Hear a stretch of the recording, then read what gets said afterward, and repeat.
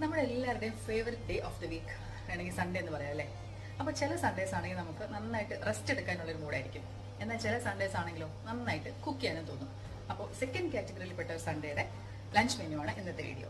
Okay, ചൂട് ചോറിരിക്കുന്ന കലത്തിലെ അടപ്പ് തുറക്കുമ്പോൾ വരുന്ന ഈ ആവി ഉണ്ടല്ലോ, ഇത് കാണാൻ എനിക്ക് ഭയങ്കര ഇഷ്ടമാണ്. പിന്നെ ഉണ്ടാക്കിയത് പുളിശ്ശേരിയാണ്. സ്ഥിരമായിട്ട് ഞങ്ങളുടെ വീട്ടിലുണ്ടാക്കുന്ന ഒരു കറി തന്നെയാണ്. കുറച്ച് കോവയ്ക്ക മെഴുക്കുരുട്ടി വെച്ചു. കോവയ്ക്ക എനിക്ക് അത്ര ഇഷ്ടമുള്ളൊരു വെജിറ്റബിൾ അല്ല, എങ്കിലും ഞാൻ ഇടയ്ക്കിടയ്ക്ക് ഉണ്ടാക്കും. പിന്നെ ലീഫി വെജിറ്റബിൾസ് ഒക്കെ നമ്മുടെ ഡയറ്റിൽ ഉൾപ്പെടുത്തണമല്ലോ, അത് കാരണം ഒരു കെട്ട് ചീര ഉണ്ടായിരുന്നു, അത് വെച്ച് ചീരത്തോരൻ വെച്ചു. ഒരു ഫിഷ് ഫ്രൈ ചെയ്തു. പിന്നെ മെയിനായിട്ട് ഫിഷ് കറി, മത്തിയുടെ കറിയാണ്.